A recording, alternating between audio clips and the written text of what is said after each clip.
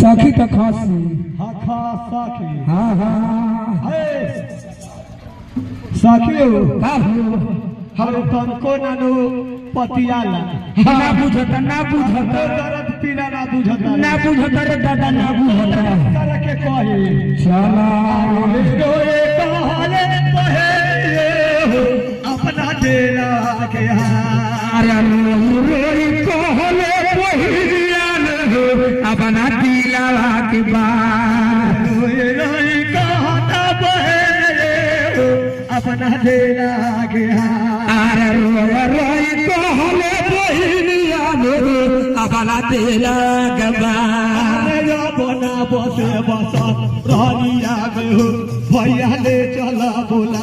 अरे बना रहा ससुरारा भैया ले चला बोला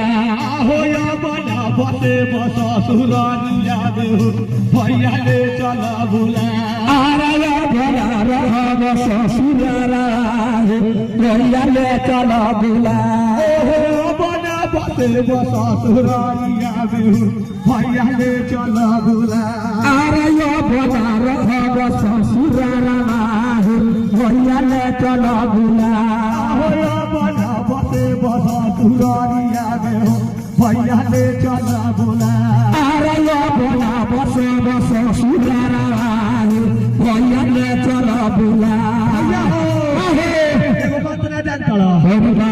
सबोरा से चल अटारिए हो पियावा तो ते कोरिया अरे सासबोर सुतले तोरिया रे पियावा सुते खरिया सबोरा से चल अटारिए हो पियावा तो ते कोरिया अरे सासबोर सुतले तोरिया रे पियावा सुते खरिया चोरले जवानिया बेकार जाता हो भैया ले चला बोला अरे चढ़ले जवानिया बेकार होता रे राजा ले चला बोला हो चढ़ले जवान आबे कार जाने हो भैया ले चला बोला अरे चढ़ल जवानिया बेकार होता हो पियावा ले चला बोला चोरले जवानिया बेकार जाने हो भैया ले चला बोला अरे चढ़ल जवानिया बेकार होता हो राजा ले चला बोला गावेले लगी दरे जुमारिया गाय के दिल समझा अरे गावेला नगीन धुमरिया हो काके दिल समझा फेरो लाल ओटी आए बहु महीना रहबू पछता अरे फेर नया बतो दुआरिया रे पहिना रहबो पछता फेरो लाल ओटी घरवा आए बहु महीना रहबू पछता अरे फेर नया बतो दुआरिया रे